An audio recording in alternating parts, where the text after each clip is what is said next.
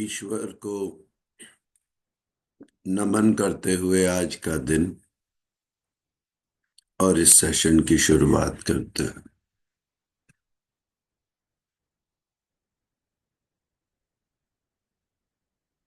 अपने ध्यान को अपने अंतःकरण में ले जाएं।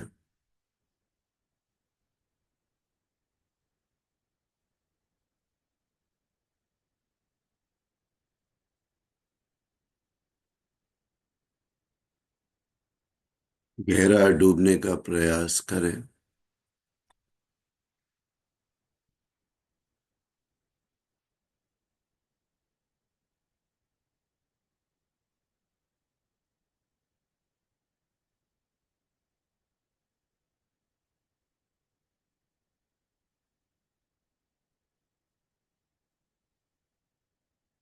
और ये जाने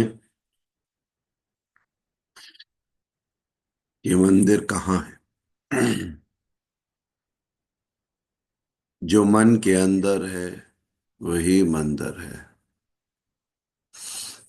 ईश्वर अंदर आपके अंतःकरण में विराजते हैं। उनके प्रत्यक्ष दर्शन भी अंदर ही होते हैं।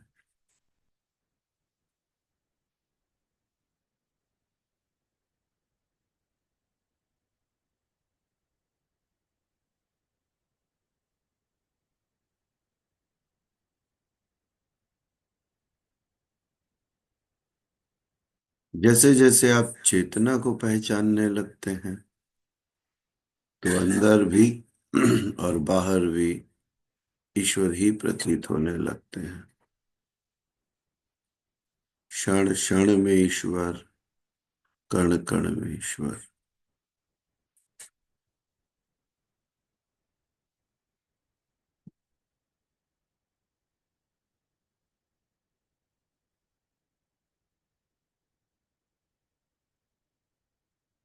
और क्षणों के लिए ठहर जाएं और केवल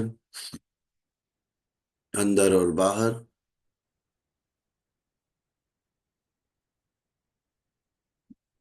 ईश्वर को जानने का प्रयास करें।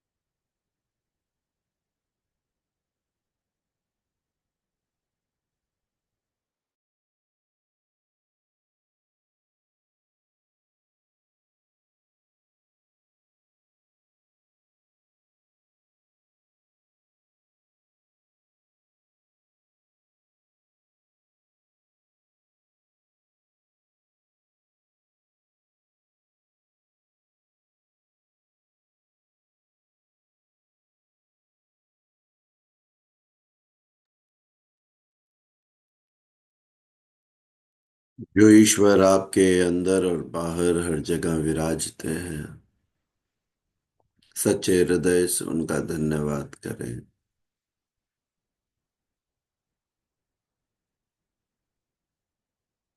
और अपनी आंखें खोलें। श्रीमद् भगवत गीता का 7वां अध्याय हम लोग समझने का प्रयास कर रहे थे और पहले 15 श्लोक की व्याख्या पिछले सत्र में हुई थी। Today will be proceeding further. पहले एक बार श्लोक सुनते हैं और उसके बाद फिर से समझने का प्रयास करेंगे।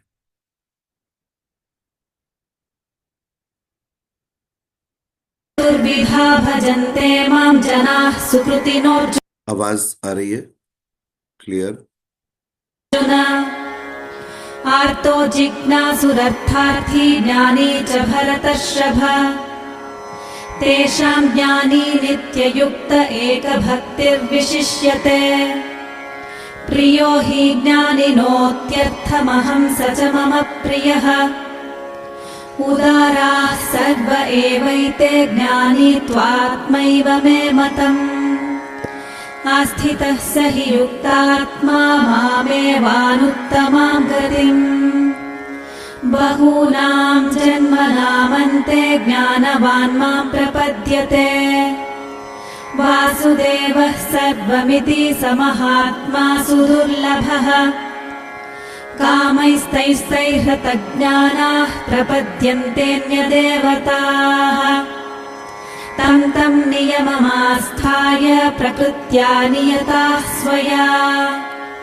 यो यो यां यां तनुं भक्तः श्रद्धयार्चितुमिच्छति तस्य तस्याचलां श्रद्धां तामेव विदधाम्यहम्। सतया श्रद्धया युक्तस्तस्याराधनमीहते। लभते च ततः कामान् मयैव विहितान् हितान्। अन्तवन्तु फलं तेषां तद्भवत्यल्पमेधसाम्। देवान् देवयजो यान्ति मद्भक्ता यान्ति मामपि। अव्यक्तं व्यक्तिमापन्नं मन्यन्ते मामबुद्धयः। परं भावमजानन्तो ममाव्ययमनुत्तमम्।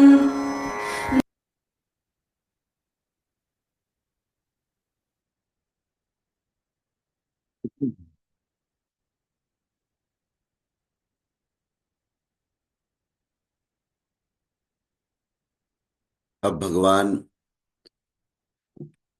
श्री कृष्ण ये बताने का प्रयास कर रहे हैं कि किस तरीके के भक्त हैं जो मेरे पास आते हैं, जो मेरी भक्ति करते हैं।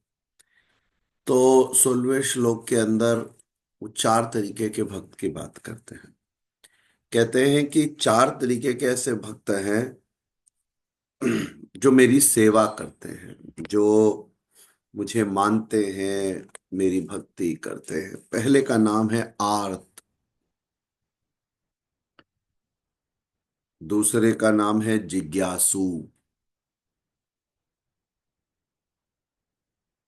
तीसरे का नाम है अर्थार्थी, और चौथे हैं ज्ञानी लोग। तो स्वाभाविक तौर पर है जिज्ञासु लोग कौन होते हैं? जो सच को जानना चाहते हैं, वो खोज रहे हैं, उनमें जिज्ञासाएं हैं। वो भी जानते नहीं है पूरी तरह, लेकिन उनमें खोजने की इच्छा है। और ईश्वर में असीमितता है, इसीलिए there is a great potential to explore.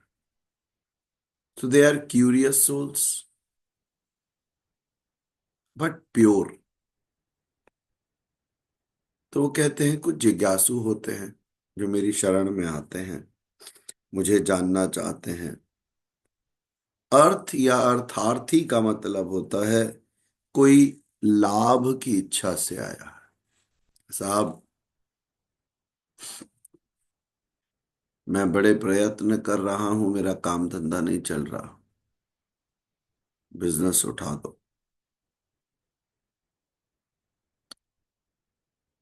किसी में, जैसे हम पुरुषार्थ में बोलते हैं ना, अर्थ कर्म, अर्थ काम, मोक्ष, धर्म।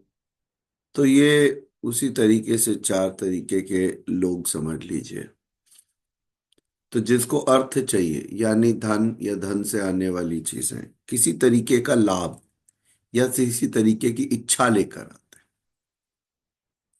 तो भगवान कहते हैं अर्थार्थी जो हैं वो कुछ मांगने आए हैं। सही मायने में मेरा अपनी समझ कहती है कि ईश्वर से जब भी आप कुछ मांगने जाओगे तो पूरे होने के चांसेस ज्यादा हैं, क्योंकि ईश्वर से भी माया मांगी तो क्या मांगा।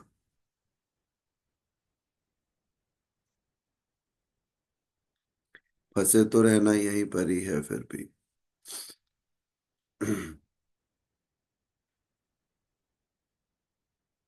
अर्थार्थी ज्यादा मात्रा में आते हैं, जिनके दिमाग में कुछ ना कुछ चल रहा होता है। वो कोई, आप कभी मंदिरों में जाएंगे तो वहाँ वो डोरियां, चुन्नियां, धागे ज्यादा देखेंगे जो मन्नत मांगने आते हैं। तो एक कंसेप्ट मैंने राजस्थान में भी सुना और भी कई जगह, और जिसमें वो जैसे बच्चे खेलते हैं ना पिट्ठू, वो पत्थर पे पत्थर, पत्थर पे पत्थर लगाते हैं। वो भी देखा कि अरे, ये देखा अयोध्या में पहली बार जो राम मंदिर बना उसके बाहर लोगों ने बड़े पत्थर पे छोटे छोटे छोटे 7 पत्थर लगा रखे थे। तो मेरे को समझ नहीं आया कि ये क्या है, ये पिट्ठू किस कौन खेल रहा है यहाँ पर। वो तो हजारों की मात्रा में लगे हुए थे। पर राजस्थान में भी यही देखा। तब राजस्थान में किसी ने मुझे बताया कि जो पक्के घर की कामना लेकर आते हैं, वो इस तरह ईश्वर के दर पे पत्थर लगा के जाते हैं कि हमारा अपना अपना पक्का घर हो जाए। तो जैसे कोई किराए पे रह रहा है या छोटे घर में रह रहा है या कुछ भी। तो ये सब जो भगवान के भक्त हैं, इसमें कोई बुरी बात नहीं, कोई परेशानी भी नहीं है। जैसे बच्चे को प्रॉब्लम होती है तो माँ बाप कोई बताता है कि जी वो कैश की प्रॉब्लम चल रही है, तो फटाफट पिताजी ट्रांसफर कर देते हैं कि और बता, और कोई जरूरत है। वैसा ही है। ठीक है। ट्रांसपेरेंट बिहेवियर है। अर्थार्थी की मात्रा भी बहुत होती है। उसके बाद आते हैं आर्त। आर्त कौन है? जो विपदाग्रस्त हैं, जो पीड़ित हैं। ये भी बड़ी भारी मात्रा में भक्त आते हैं जो बहुत डेस्परेट हैं। किसी के परिवार में कोई बहुत बीमार है, कोई खुद बहुत बीमार है, बहुत तकलीफ है, शारीरिक पीड़ाएं हैं, कुछ अलग तरीके के कष्ट हैं, सामाजिक पीड़ाएं हैं, किसी का पार्टनर, माँ बाप या बच्चा डिप्रेशन में है। फिर भी वही बात है, जैसे बच्चा माँ बाप के पास जाता है, ऐसी भक्त ईश्वर के पास जाता है, उनके दर पे जाता है और चाहता है वो सुन ले। पर ये बात ध्यान दीजिएगा कि आर्त और अर्थार्थी जो हैं, ये ज्यादा मात्रा में होते हैं कलयुग में, क्योंकि ऑब्जेक्टिव लेके ट्रैवल करते हैं लोग। जो जिज्ञासु हैं उनका प्रतिशत कम है, और जो ज्ञानी है उनका प्रतिशत और भी कम है। क्यों? क्योंकि ज्ञानी तत्वज्ञ है। वो ईश्वर का साक्षात अपने हृदय में दर्शन करना चाहता है, ईश्वर में रहना चाहता है, ईश्वर का सानिध्य हर समय अनुभव करना चाहता है। तो ज्ञानी जो है वो, उसको अभी जिज्ञासा नहीं है, क्योंकि जो ज्ञान के जिज्ञासु थे उसका नाम तो जिज्ञासु ही था। अब यहाँ जिज्ञासा शांत हो गई है, केवल सानिध्य सानिध्य सानिध्य। तो ईश्वर बार बार ज्ञानी को सराहेंगे, लेकिन उन्होंने कहा कि ये चारों ही प्रकार के मेरे भक्त हुआ करते हैं, जो मेरे पास आते हैं। और क्योंकि ये भक्ति से आते हैं, ये प्रेम से आते हैं, सभी प्रिय है,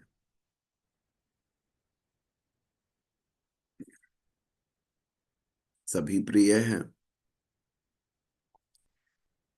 और मेरा अपना समझ ये कहती है कि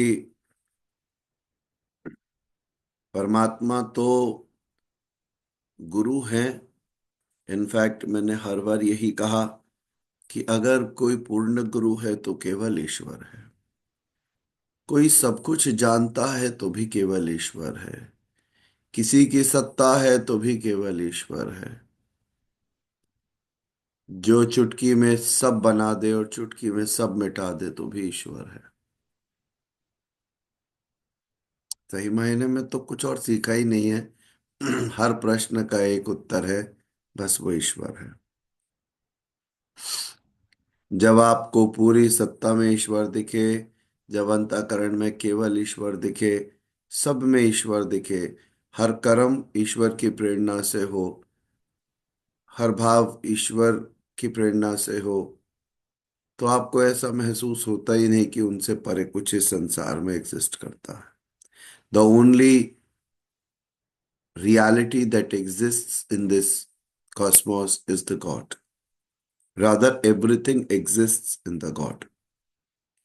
ये भाव स्थिर हो जाता है तो कुछ और बचता नहीं। फिर भी मेरे पास कुछ तमिलियन भक्तों की कुछ किताबें हैं, बड़ी लंबे, कहना चाहिए चैनल के थ्रू मिली। मैंने कभी बताया भी था, मैं योग के लिए ओरोविल था, और ओरोविल में अंदर से भाव आया चिदम्बरम जाने का, तब की कोई प्लान नहीं था, क्योंकि वहां पर पहली बार भगवान शिव ने योग की दीक्षा दी थी। चिदम्बरम मंदिर गए, ईश्वर का ध्यान कर रहे थे। वहां नटराज रूप में ईश्वर प्रकट हुए थे। वहां पर किसी ऐसे व्यक्ति से मिलना हुआ जिन्होंने शैव योग की बड़ी महारत हासिल की थी। ऐसे ही मिलना हुआ, थोड़ी देर बात हुई, हालांकि उसके बाद कभी मिलना नहीं हुआ। और उन्होंने बताया कि आपके दिल्ली में ही एक बड़े ज्ञानी व्यक्ति हैं, करोल बाग रहते हैं, और उन्होंने तमिलियन भक्तों पर बड़ा काम किया है। कई किताबें हैं, आप कभी चाहें तो पढ़ें। मैं बड़ा खुश हुआ कि अरे, और फिर दिल्ली आया, करोल बाग उनसे मिलने गया। कोई मिस्टर सेठ थे, काफी उम्र में बड़े रहे होंगे, 85+। और उन्होंने अपना लिटरेचर दिखाया। कहाँ जाके किधर कौन मिलता है, कहाँ से मिलता है। ईश्वर की जब इच्छा होती है ना, तो ऐसे कृपा बरसती, ज्ञान आप तक पहुंचता है। और वो पुस्तक मुझे मिली जिसके अंदर ये, और उन्होंने मुझे बोला कि आप से मैं पैसे नहीं लूंगा। मैंने कहा नहीं, मैं ऐसे बुक्स नहीं लेके जाऊंगा। बोले नहीं, अब मेरा अंतिम समय आ रहा है, ये किताबें मैंने बेचने के लिए नहीं रखी हैं। मैं चाहता हूँ कि कोई सीकर्स हों जो मेरे पास आए और ये ले जाएं। मैंने बड़ी मेहनत से अपने पीएचडी लेवल पर ये काम किए थे और ये किताबें लिखी हैं। और ये भगवान शिव के अनन्य भक्तों के काम है, उनके भाव हैं। अब उसमें किताबों में क्या खास बात थी कि एक एक किताब एक ऐसे ऐसे भक्त ने लिखी है जो कोई भगवान को केवल पिता मानता है। अब उसका भाव कैसा है? एक गुरु मानता है तो उसका भाव कैसा है? एक उन्हें स्वामी मानता है तो कैसा भाव होता है? अब आप देखिए कि ईश्वर एक, भाव अनेक। किस तरह से वो योगिक दृष्टि से, तो आपका उद्देश्य कम्युनियन ही होता है। You become one with God and you stable in God. एकाकी भाव से स्थित हो जाते हो। लेकिन भक्तों के अंदर के भाव कैसे होते हैं? अब देखिए, कोई स्वामी भी मान लेता है, पति, जैसे भगवान कृष्ण और राधा स्वरूप की तरह या मीरा की तरह, तो वो स्वामी मान लेते हैं। वो भी एक पंथ है, वो भी एक भाव है। तो यहां पर आप उन्हें अपने आप से अगर किसी भाव द्वारा जोड़ते हो तो आप उसमें भावुक हो जाते हो, क्योंकि भाव से भावुकता आती है। और केवल ईश्वर मानते हो और अपने आप को मनुष्य मानते हो तो अलग भाव होता है। और जब अपने अंदर और बाहर मानते हो तो अहम ब्रह्मस्मि में ही रहते हो। ये ईश्वर अंदर और बाहर हर जगह है, इस शरीर में भी है, बाहर भी है। उनकी कृपा निरंतर बह रही है। तो भावों का इस्तेमाल भक्ति में अक्सर लोग करते हैं। ये जरूरी नहीं है, अनिवार्य नहीं है। योग में आप भाव से परे होकर भी ईश्वर में स्थित हो सकते हो। तो भगवान ने चार तरीके के अपने भक्तों के बारे में चर्चा की और कहा कि ये सभी लोग मुझे प्रिय हैं, ये सभी लोग भक्ति के लिए आते हैं। 17वें श्लोक में भगवान कहते हैं, तेषाम ज्ञानी नित्य युक्त एक भक्ति विशिष्यते। तेषाम ज्ञानी नित्य युक्त एक भक्ति विशिष्यते, प्रियो प्रियो हि ज्ञानेनो त्यर्थमहम स च मम प्रियः। तेषाम ज्ञानी नित्य युक्त एक भक्ति विशिष्यते, इसका अर्थ है कि अर्जुन, उनमें भी, जो भक्त हैं उनमें भी, जो नित्य मुझ में एकाकी भाव से जो स्थित है, मतलब वननेस में, इन सभी व्यक्तियों में जो ज्ञानी व्यक्ति है, तेषाम ज्ञानी नित्य युक्त, मतलब हमेशा नित्य युक्त एक भक्ति विशिष्यत, जो एक ही एकाकी भाव से मुझ में स्थित है, ऐसा अनन्य भक्ति वाला ज्ञानी विशिष्ट है, वो सबसे ऊपर है, क्योंकि वो हमेशा मुझ में स्थित रहता है।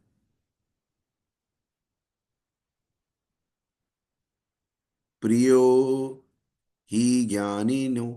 तो वहां पर भगवान फिर वे बात बोल रहे हैं कि क्योंकि साक्षात्कार के सहित जानने वाले ज्ञानी को मैं अत्यंत प्रिय हूं, वे ज्ञानी भी मुझे अत्यंत प्रिय है। तो सबसे ज्यादा उनको ऐसा भक्त, ऐसा ज्ञानी प्रिय है जो एकाकी भाव से उनमें स्थित रहता है। कहते हैं वह ज्ञानी मेरा ही स्वरूप है। ऐसे ज्ञानी को जो, जिसमें ईश्वरीय सत्ता है,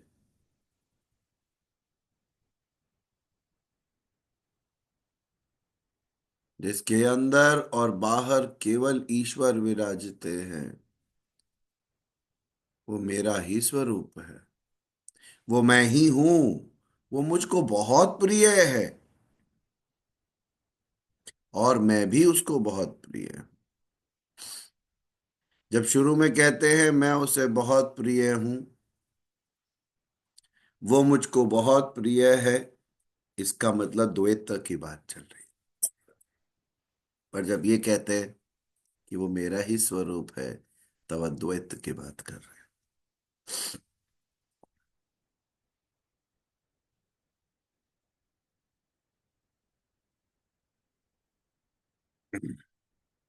ये हम सभी लोगों के लिए लर्निंग लेसन है।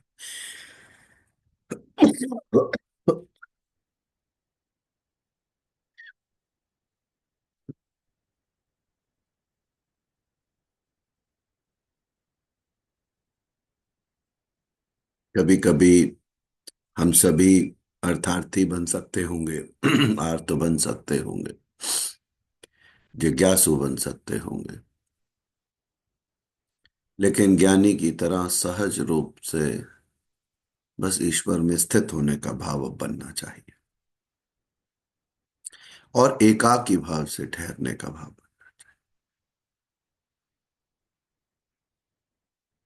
हर श्वास जो हमारे पास अब बाकी है, उसके साथ ईश्वर को खींचें और ईश्वर को अनुभव करें। उनकी सत्ता आपके पूरे अंतःकरण में है और बाहर है। There is nothing except God that prevails.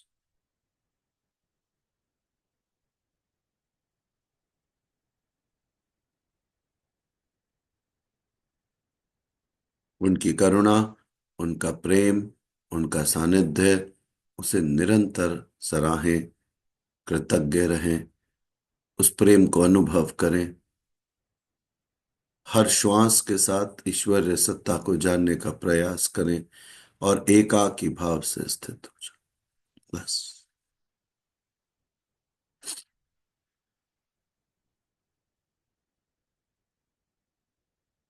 ईश्वर कहते हैं वह ज्ञानी व्यक्ति मेरा ही स्वरूप है, मैं उससे अलग नहीं हूं। यहां अद्वैत का भाव है। जहां दो नहीं होते उसे अद्वैत कहते हैं। दो नहीं है। और भगवान का अनन्य भक्त भगवान का ही स्वरूप होता है, क्योंकि वो अपने अंदर निरंतर उस ईश्वर के प्रकाश को जानता है। सच बोलूं तो कुछ और जानता ही नहीं, बस ईश्वर को ही जानता है। जैसे जैसे सहज ईश्वर में ठहरता जाता है, ईश्वर ही हो जाता है। ऐसा नहीं कि माया काम करना बंद कर देती है, ऐसा भी नहीं कि उसकी परीक्षाएं नहीं होती, ऐसा भी नहीं कि शरीर के कष्ट नहीं आते, अर्थ की परेशानियां नहीं आती, ऐसा भी नहीं कि परिवार से कुछ इश्यूज नहीं आते। हम निरंतर किसी न किसी संत की, किसी पुण्यात्मा की चर्चा, power of God is with in में करते रहते हैं। लेकिन जो ज्ञानी व्यक्ति है वो भटकता नहीं, बहकता नहीं, स्थिरता है। एकाकी भाव का अर्थ यह है कि उसका मन विचलित नहीं हो रहा, सहज है, शांत है। वो जानता है मेरे प्रभु को सब पता, मेरे ईश्वर सब जानते, मेरे ईश्वर सब जानते हैं। जब वो भक्ति चाहता है तो भगवान का स्वरूप रच लेता है। आज भगवान इस बारे में बात करेंगे और कहेंगे कि देवता कोई मुझसे भिन्न नहीं है, उनको मैं ही स्थिर करता हूं। जो तुम उनसे पाते हो वो भी मैं ही देता हूं। तो हम ये बात समझेंगे कि देव और देवता एक स्वरूप है, भक्ति के भाव के लिए। लेकिन सब उस एक परमेश्वर में जाके लीन हो जाते हैं जिसका स्वरूप ही नहीं। बट मेरी अपनी निजी भावना है, मैं खंडन करना पसंद नहीं करता और किसी को ऊंचा नीचा कहना भी पसंद नहीं करता। तो इस भाव से जो जिस भक्ति से जिसका नाम लेके जिस स्वरूप को मानते आ रहे हैं वो मानते रहे, कोई परेशानी। बस ये याद रखें कि ईश्वर निराकार पर ब्रह्म परमात्मा है, उसमें से ही स्वरूप निकलते हैं, उसी में स्वरूप विलय भी हो जाते हैं। जैसे आज हमारा स्वरूप दिख रहा है, हम नजर आ रहे हैं, कुछ समय में हम भी गायब हो जाएंगे। ये जो आवागमन का चक्र है ये ईश्वर से निकल के ईश्वर में ही चला जाता है। इसी तरह देवी देवता भी ईश्वर का एक स्वर्णिम शक्तिशाली अंग है। पर जब आप उस स्वरूप में भी पूर्ण ईश्वर को देखने लगते हो तो भी द्वैत से द्वैत, अद्वैत से द्वैत चले जाते। तो इन्हें बहुत भिन्न ना माने। सच बोलूं तो आप अगर किसी भी स्वरूप को, भगवान शिव के स्वरूप को द्वैत रूप में देख रहे हैं, जब आप ध्यान की गहराई में जाते हैं तो स्वरूप शून्य हो जाता है। तो जब आप ध्यान की गहराई में भगवान को आंखें बंद करके ध्याते हैं तो उनका स्वरूप शून्य हो जाता है। यानी कब ईश्वर स्वयं अपने स्वरूप को नष्ट करके अपने निराकार पर ब्रह्म स्वरूप में आ जाते हैं नहीं पता। तो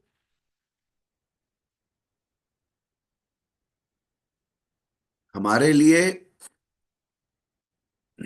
केवल दृष्टारूपी चेतना को जानना है, स्वरूप का बनना और स्वरूप का विलय हो जाना, द्वैत का होना या द्वैत का होना आप भी दृष्टा की तरह ही देखें।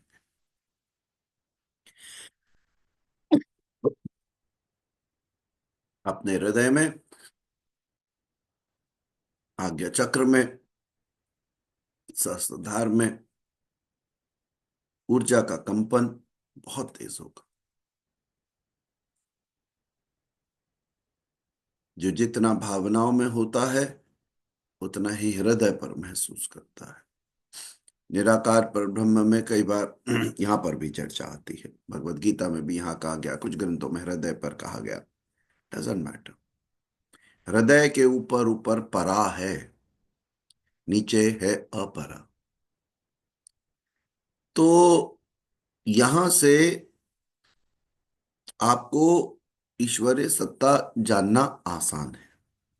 मैं ऐसा नहीं कहूंगा कि जो मणिपुरा चक्र है वहां से किसी ने ईश्वरीय सत्ता को नहीं जाना। हमारी एस्ट्रल जर्नीज, जहां से नाभि होती है, वहां से जो हमारा कॉर्ड बनता है वहां से जुड़ती, वो भी बड़े हायर एक्सपीरियंसेस होते हैं। लेकिन हृदय और उसके ऊपर शुद्ध चेतनाओं को जानना सामान्यता आसान है। सामान्यता, इस उंगली पे भी अगर आप ध्यान टिकाओगे तो भी वही कॉन्शियसनेस को जान पाओगे जो नाभि पे जानोगे, जो हृदय पे जानोगे। पर भी हम जो पुराने तरीके से काम करते आते हैं उसमें हम 4 7 चक्र की बात करते हैं, सर के ऊपर हायर चक्र की भी बात करते हैं, शरीर में 108 चक्र की भी बात करते हैं। आप जहां ले जाओगे वहीं ईश्वर रह सकता है, बिकॉज आपके अंदर कुछ और नहीं है ईश्वर के अलावा, और बाहर कुछ और नहीं है ईश्वर के अलावा, रूप में हो या निराकार पर ब्रह्म स्वरूप में हो। आगे भगवान कहते हैं कि ज्ञानी तो साक्षात मेरा ही स्वरूप है, उसे ईश्वर ही जान, क्योंकि वह स्थिर बुद्धि वाला, स्थिर बुद्धि वाला क्योंकि मुझ में स्थिर हो गए, वह स्थिर बुद्धि वाला भक्त सर्वोत्तम गति स्वरूप मुझ में ही स्थित है। तो यहां पर जो आज पहला लर्निंग लेसन है वो है ईश्वर में स्थिर बुद्धि से स्थित हो जाना,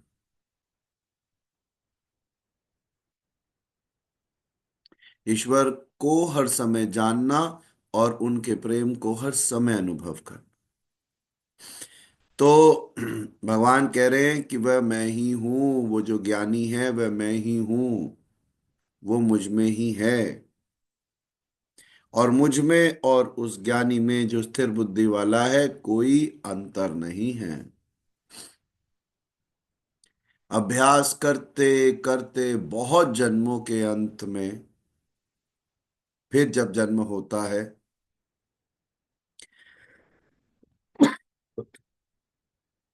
तब ऐसा होता है कि साक्षात्कार होता है, और तब ज्ञानी कहता है सब कुछ वासुदेव ही है, सब कुछ ईश्वर ही है, सब कुछ ईश्वर ही है, अंदर बाहर ईश्वर ही। तो वो कहते हैं कि कई जन्मों में जब किसी भक्त ने बार बार अभ्यास किया होता है, गिरना उठना चलना, फिर गिरना उठना चलना, अनन्य प्रयासों के बाद, अनन्य अभ्यासों के बाद, कई जन्मों के बाद एक ऐसा जन्म आता है जब मेरा भक्त मेरा साक्षात्कार करता है, और तब ये जान जाता है कि सब कुछ ईश्वर ही है, और फिर इसी तरह मुझे भजता है।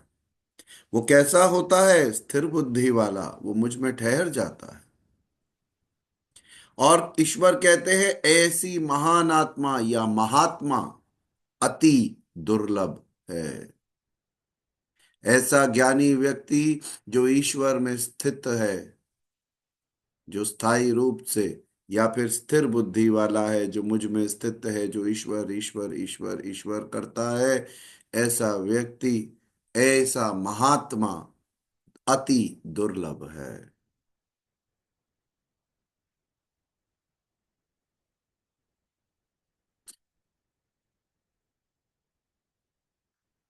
कहते हैं वह किसी वासुदेव की प्रतिमा नहीं गढ़ता, उसे बाहरी प्रतिमाओं की अब जरूरत नहीं है, बल्कि अपने ही भीतर परम देव का वास जान लेता है। यहां पर अब आपकी जो रिसोर्सेज हैं उनकी जरूरत नहीं है बाहर, उसको जरूरत नहीं है कि वो बाहर के मंदिरों को ढूंढे, प्रतिमाओं को ढूंढे, क्योंकि उसने अपने अंदर ही ईश्वर को जान लिया है। जो मंदिर है, मन के अंदर है, उसमें वो स्थित है। तो जरूरत नहीं है, क्योंकि अपने ही अंदर वो परम देव का वास पाता है। और ऐसे ज्ञानी व्यक्ति को, इन चारों में भगवान किसकी चर्चा ज्यादा कर रहे हैं? ज्ञानी की, तत्वदर्शी की। तो ऐसे ज्ञानी महात्मा को भगवान कहते हैं कि तत्वदर्शी भी कहते हैं।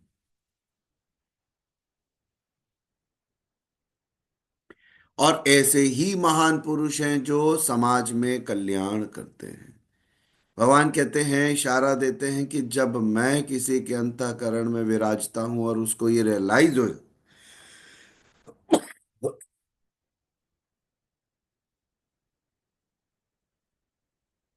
ईश्वर तो सब में ही विराजते हैं, बट ये रियलाइजेशन नहीं, इसलिए गॉड रियलाइजेशन एक वर्ड यूज किया जाता है।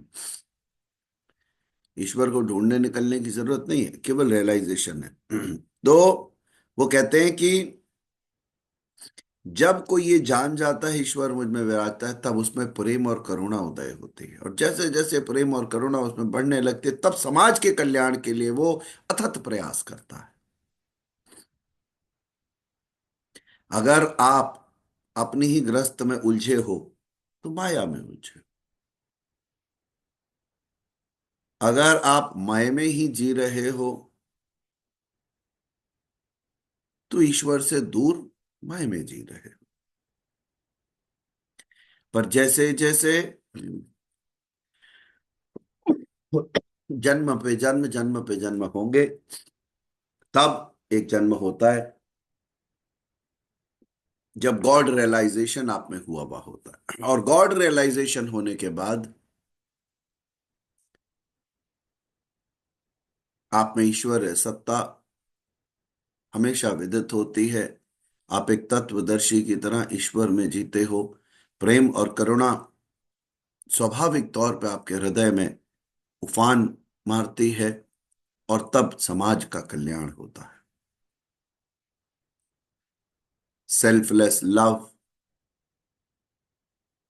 आपसे दूसरों तक पहुंचता है। तो ईश्वर कहते हैं कि ये कल्याण जो है समाज का तभी संभव है जब गॉड रियलाइजेशन हो जाता है ऐसे व्यक्तियों में, क्योंकि वो अपनी कोई रिसोर्सेज नहीं यूज कर रहे हैं, उन्होंने समर्पण किया है। और समर्पण की वजह से अब वो कर्ता की तरह भाव में नहीं है, वो अब दृष्टा भाव में है, और मैं उनके द्वारा कर रहा हूं। कितना सरल है अध्यात्म, कितने सरल हैं शास्त्र। But to understand them, adapt them, follow them might be difficult sometime for some people। जब श्रेय और प्रेय दोनों ही भगवान से मिलते हैं, यहां पर श्रेय और प्रेय का अर्थ है मुक्ति या भोग। तो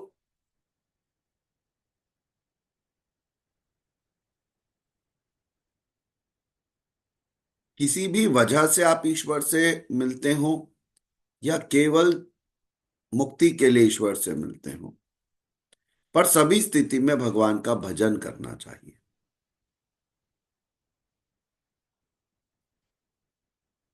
आगे भगवान कहते हैं, पर फिर भी बहुत सारे लोग ईश्वर को नहीं भजते। तो आगे के श्लोकों में इसका एक्सप्लेनेशन है, ना भजने की क्या वजह हो सकती है।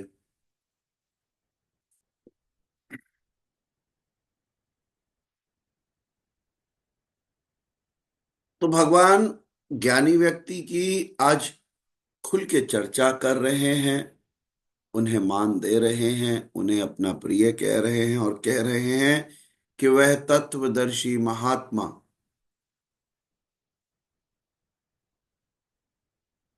परमात्मा ही है। वो कह रहे हैं ये तत्वदर्शी महात्मा या फिर परमात्मा ही सब कुछ है, क्योंकि जिसने अपने अहंकार को जीत लिया, जिसके अंदर और बाहर केवल ईश्वर रह सकता है, जो ईश्वर में स्थित है, वह तत्वदर्शी पुरुष महात्मा है, परमात्मा है, सब कुछ है। सामान्य लोग ये समझ नहीं पाते, क्योंकि जो भोगों की कामनाएं होती हैं उसकी वजह से लोगों का विवेक जो है वो हर लिया जाता है। फॉर एग्जाम्पल, आप किसी गुरु के पास जाते हो और वहां जाते ही आपकी कोई इच्छा थी, वो पूरी हो जाती है। तो क्या कलयुग की क्या नियम है? चमत्कार को नमस्कार। तो आप कहते हो साहब यहाँ आते ही मेरा बैक पेन था, खत्म हो गया। भैया ये तो बड़ा चमत्कारी जगह है। भीड़ लगनी शुरू हो जाती है। या आपको गाड़ी की इच्छा थी, 3 दिन में गाड़ी खड़ी हो जाती है नीचे गेट पे। तो जब जब आपके भोगों को हवा मिलेगी, तब तब आप मुक्ति से दूर जाओ। और जब जब आप चमत्कार की चेष्टा में ईश्वर की भक्ति में आगे बढ़ोगे, तब तब माया में उलझते जाओ। चॉइसेस हैं। जो आर्थ हैं और अर्थार्थी हैं, वो तो जा ही से ले रहे हैं, उद्देश्य ही कोई और नहीं है। तो जब आप चमत्कारों को देख के आपकी आंखें चमकने लगती हैं और आप किसी ऐसे व्यक्ति को की शरणागत होते हो जहां आपकी इच्छाएं पूरी होती हो, चाहे आपके दुख दूर होते हो या धन वैभव प्राप्त होता हो, तो आप भोगों में फंसने लगते हो। तो ईश्वर कहते हैं ऐसे लोग जो भोगों की कामनाओं से आते हैं, वह लोग, उनके क्या होते हैं, विवेक का अपहरण हो जाता है।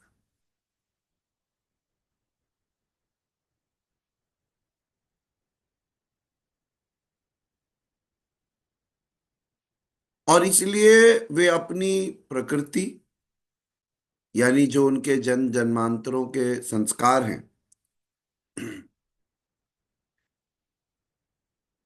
उनसे दूर जाकर मेरे, जो मैं परमात्मा हूं उससे भिन्न होकर अलग अलग देवी देवता लोगों की शरण में चले जाते हैं।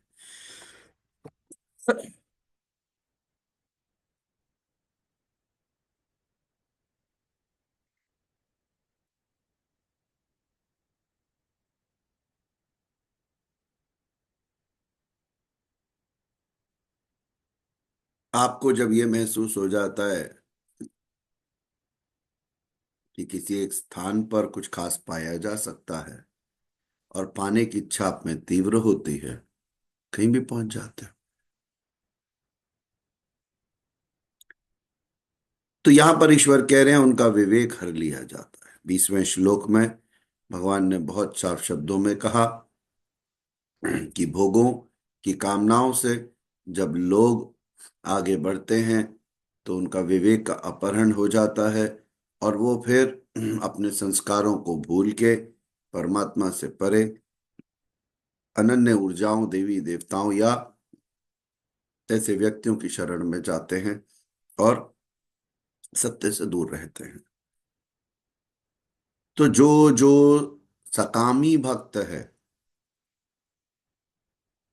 जिस जिस देवता के स्वरूप को श्रद्धा से पूजना चाहता है, मैं उसी देवता के लिए उसकी श्रद्धा को स्थिर कर दूं। अब बड़ी मजेदार बात है कि ये गेम बड़ा सिंपल है। मैं समझाने के प्रयास करता हूं। आपके द्वारा भी ईश्वर ही भक्ति कर रहे हैं, देवता के द्वारा भी ईश्वर ही भक्ति करा रहे हैं, और फिर वही समझा रहे हैं कि बेटा, क्योंकि everywhere is God, in everything there is God, in every person there is God. केवल रियलाइजेशन ही तो है। और क्या बात जिस जिसमें आप कहते हो कि पूर्णिमा जी कहती है कि सर आप कह रहे थे सब में गॉड है, फलाने हमारे पड़ोसी के बच्चे को कुत्ते ने काट लिया, कुत्ते में परमात्मा था कि नहीं था, और था तो उसने काटा क्यों? तो बड़े सारे लोग ऐसी बातें करते हैं कि अगर सब में गॉड है तो पाप क्यों है, ये क्यों है, वो क्यों है ना। बहुत सीधी सी बात है कि जिसमें रियलाइजेशन हो जाए, है तो सब में, बट 120 करोड़ लोगों को रियलाइजेशन नहीं।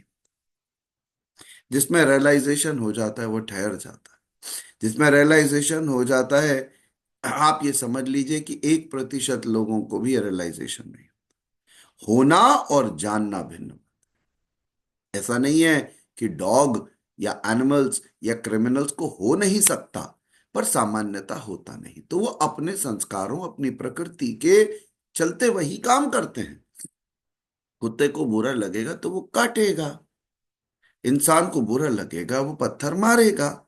अब आप समझ पा रहे हो? पर जैसे ही जिसमें गॉड रियलाइजेशन आता है ना, वो अपने संस्कारों से बंध के काम नहीं करते। यही तो फर्क है। आपका अंतःकरण ऐसा हो गया जैसे कि वो प्रेम प्रकाश जी कहते हैं ना, धो धो के चमका दिया।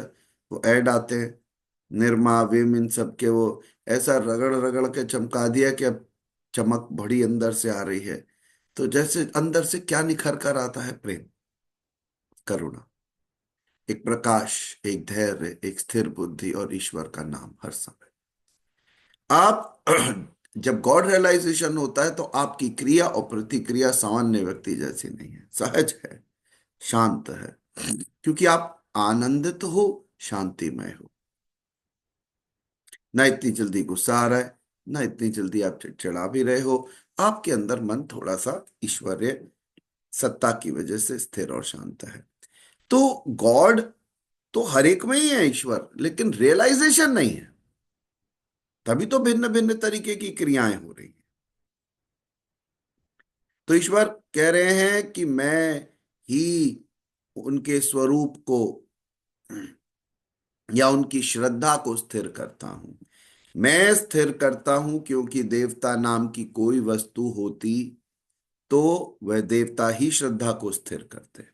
तो उनका मतलब है कि कहीं ना कहीं वो मेरे ही स्वरूप हैं। यहां पर जब भगवान कृष्ण कह रहे हैं तो वो यूनानिमसली एक निराकार पर ब्रह्म संपूर्ण परमात्मा की बात कर रहे हैं, जिसमें से स्वरूप निकले, जिसमें स्वरूप चले जाते। तो ईश्वरीय सत्ता जो है वो एक है, एक है। और उसी मोनोथेज्म की चर्चा मैक्सिमम लोग करते हैं।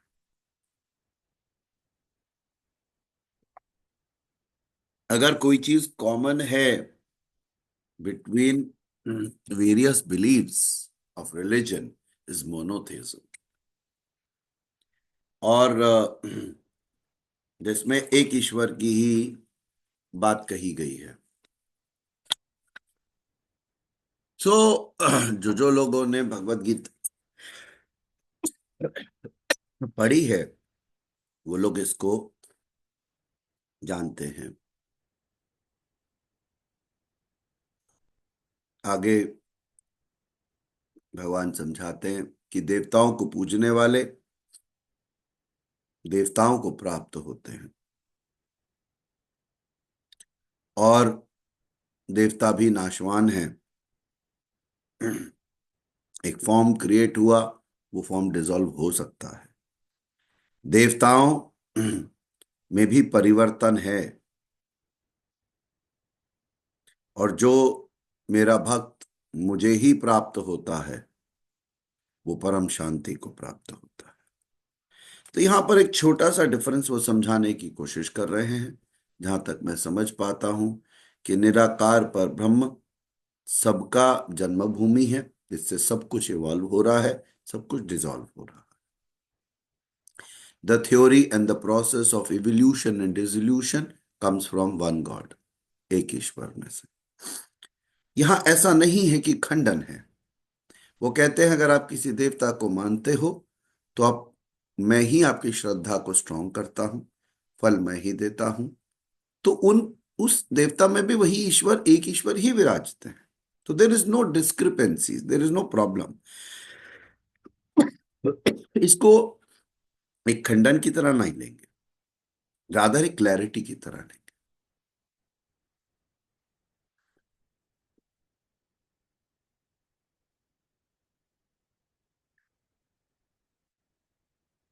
और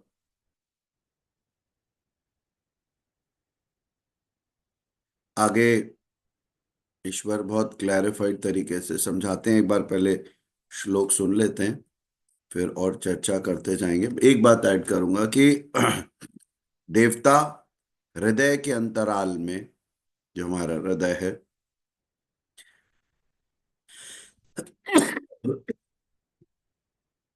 हृदय के अंतराल में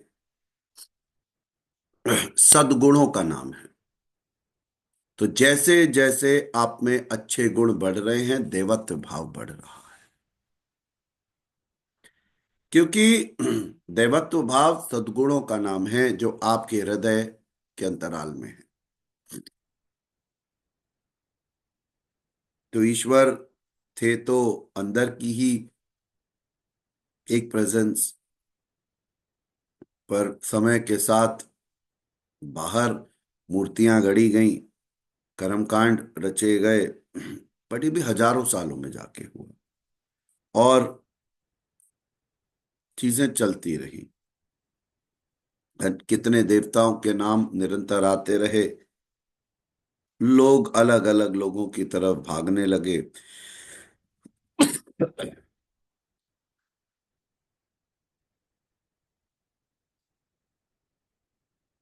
यहाँ पे जो मुझे बड़ी अच्छी एक बात लगी वो यही है कि आपके जो सद्गुण हैं वो दैवत्व को शो करते हैं।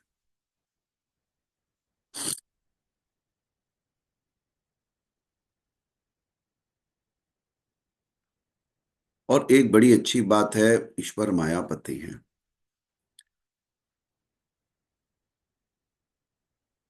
मेरे आपको याद होगा एक बार मैंने इशारा करा था हृदय पे।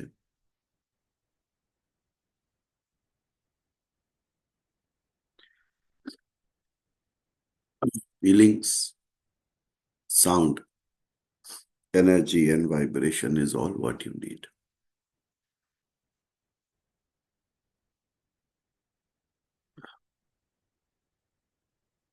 साउंड ऐसे ही है, ऐसे कैसे भी बोल सकते हैं। ऐसे तो चार चक्री हो जाएंगे, यहाँ, यहाँ, यहाँ और यहाँ। एक स्ट्रांग फीलिंग के साथ, ईश्वर के नाम के साथ, उनकी जो ऊर्जा है उसके साथ, उस वाइब्रेशन के साथ, आपको ऐसा लगता है जैसे आप एक अजीब सी पूर्णता में हो। तो अभी आगे श्लोक सुनते हैं और फिर थोड़ी सी चर्चा और करेंगे।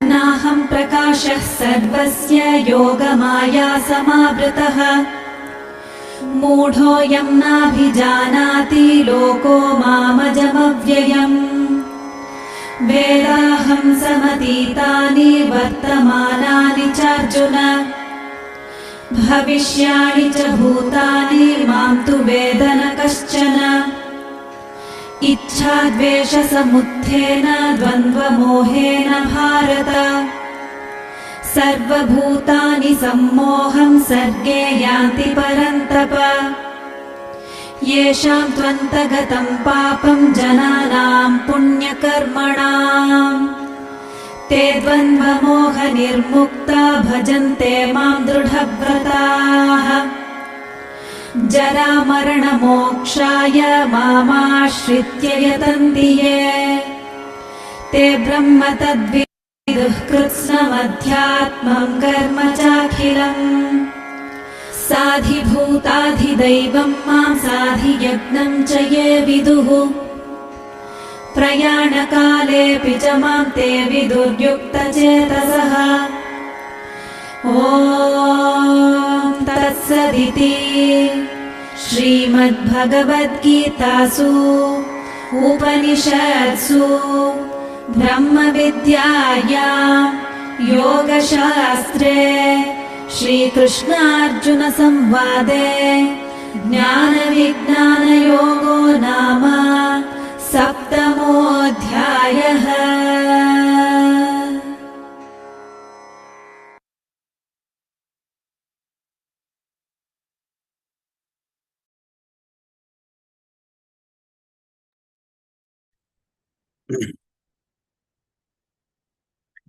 तो चर्चा चल रही है कि देवताओं की, तो कहते हैं कि मेरे सर्वोत्तम, अविनाशी और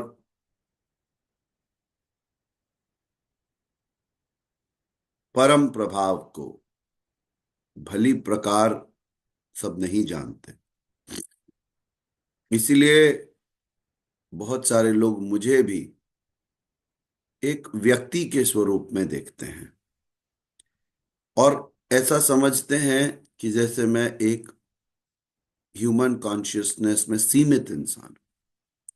और सच बोला जाए तो महाभारत काल में भगवान कृष्ण को छलिया भी कहा गया और बड़ा मतलब बहुत लोग उनको, उनके ईश्वरीय तत्व को जानते थे और बहुत लोगों ने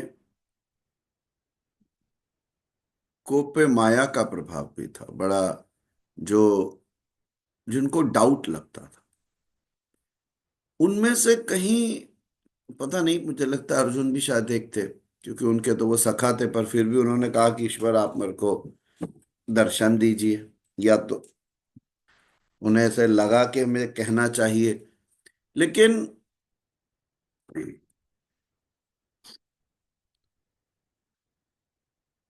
कई बार ऐसा होता है कि ईश्वर किसी स्वरूप में हमारे बीच में होते हैं, जैसे भगवान श्री कृष्ण थे और हम जान ही नहीं पाते। पर जैसे जैसे सद्गुण आप में अंदर बढ़ने लगते हैं, प्रेम करुणा बढ़ने लगती है, ज्ञानी को पहचानने में आपकी आंखें धोखा नहीं खाती।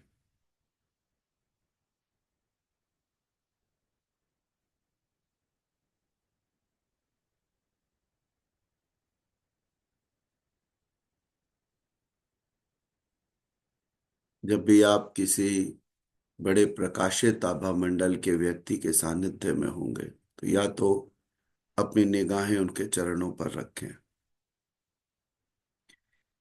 या फिर उनकी आंख और उनकी थर्ड आई पे रखें। एक क्षण के लिए भी अगर आंखें चमक गई एक दूसरे को देख के, तो जो सबकॉन्शियस कनेक्ट था वो हो गया।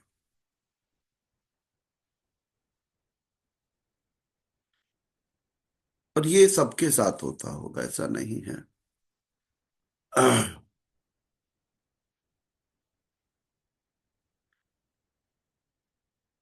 कि आप कहीं जाओगे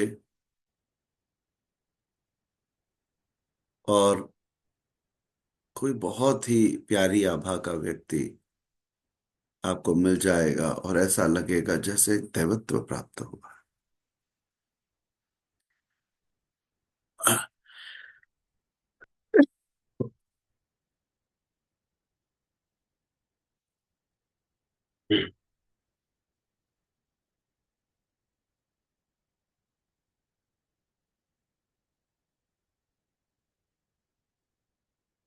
किस्सा याद आ रहा था, आगे बढ़। तो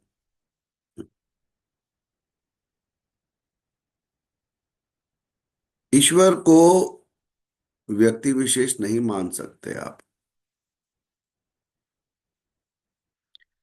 भगवान कहते हैं कि सामान्य जो व्यक्ति है उसके लिए माया एक पर्दा है, कर्टन, जिसकी वजह से परमात्मा हमेशा छुपा रहे।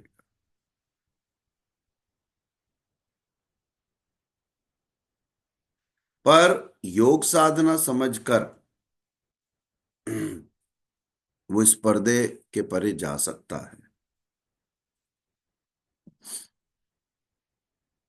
जब योग साधना समझता है तो इसके बाद ये आवरण हट जाता है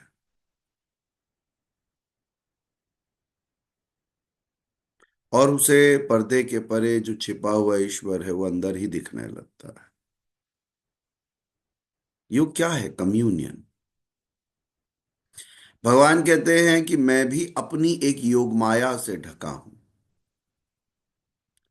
और जिनके अंदर योगिक मैच्योरिटी है, ऐसी अवस्था वाले लोग ही मुझे यथार्थ देख सकते हैं या जान सकते हैं।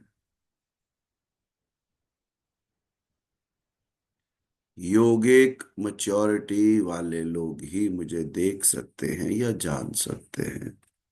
मैं सबके लिए प्रत्यक्ष नहीं हूं,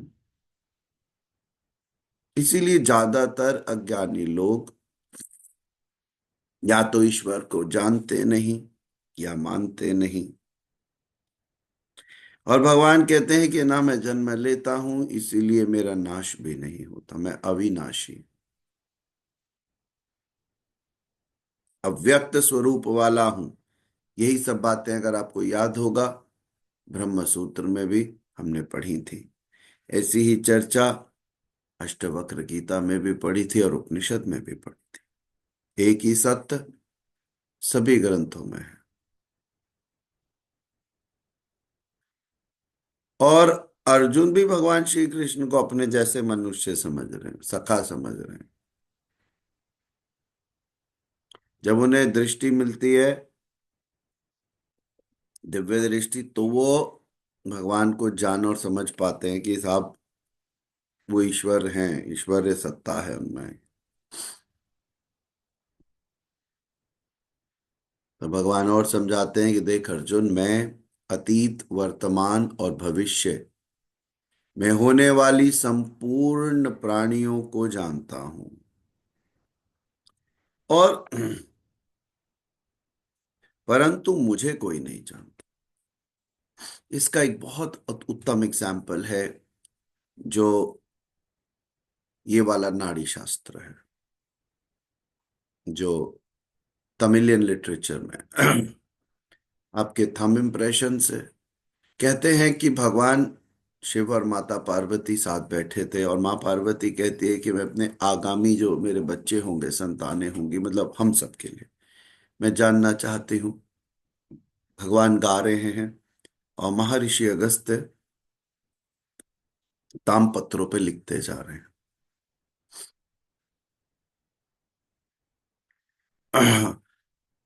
मिलियंस ऑफ तामपत्र थे, और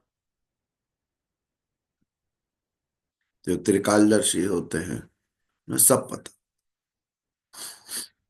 और मैं आपको एक बात बता दूं कि धर्म से सीमित ही नहीं, किसी भी रिलीजन, किसी भी पंथ के लोगों के वहां निकलते हैं और एक एक शब्द ऐसा निकलता है। हजारों साल पहले आप सोचिए, कुछ लिखा गया था जिसमें आपका नाम, माता पिता का नाम, आपका जन्म, हर चीज लिखी है। तो 2500 साल पहले उनको संस्कृत से तमिल में जरूर ट्रांसलेट कर दिया गया, क्योंकि उनको प्रिजर्व तमिलियन किंग्स ने किया था ऑलमोस्ट 2500 और 800 ईयर्स बैक। तो ये जो बात भगवान ने बोली है कि मैं आने वालों को, जो एग्जिस्टिंग है, उन सबको, प्राणियों को जानता हूं, पर मुझे नहीं कोई जानता। इच्छा और द्वेष, यानी जो राग द्वेष है, इसका जो द्वंद्व है, इसी में ही पूरा संसार इल्झा हुआ है। और ज्यादातर लोग मोह से पीड़ित हैं, निश्चित तौर पर हैं। मोह हमारी प्रवृत्ति है। तो वो कहते हैं कि जो राग द्वेष में है वो मुझे नहीं जान सकता, क्योंकि वो निरंतर अपने में ही फंसा है। आपको भंवरों से बाहर आना होगा, जीवन को दृष्टा की तरह देखना होगा, मुझे अपने अंदर अनुभव करना होगा, मेरी ओर कदम बढ़ाने होंगे, नहीं तो ये माया पकड़ के रखेगी, छोड़ती नहीं किसी को। तो आसान भी नहीं है।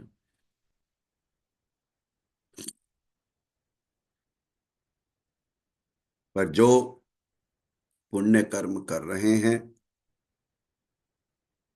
उन भक्तों का पाप नष्ट हो जाए, कर्म से ही कर्म बैलेंस होंगे। और ऐसे लोग जो पुण्य कर्म कर रहे हैं वो इन द्वंद्वों से, इन राग द्वेषों से बाहर आएंगे, मुक्त होंगे। उन्हें मुझे भजना चाहिए। जो मेरी शरण होकर जरा और मरण से मुक्ति पाने के लिए प्रयत्न करते हैं, यानी गॉड में रिसाइड करने के लिए, मोक्ष is being in the state of God, ऐसे पुरुषों के लिए, महात्माओं के लिए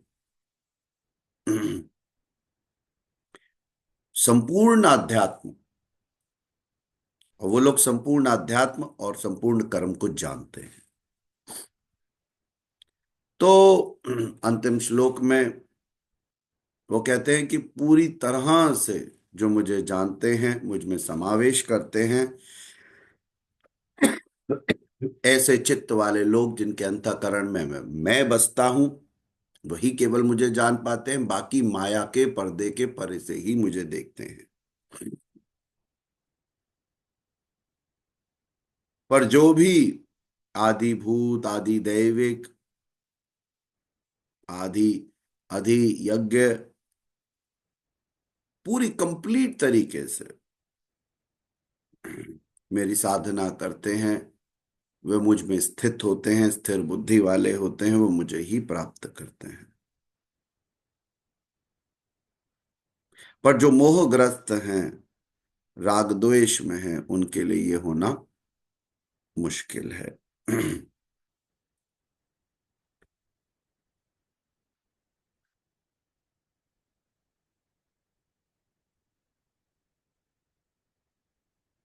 हरिओम तत्सत।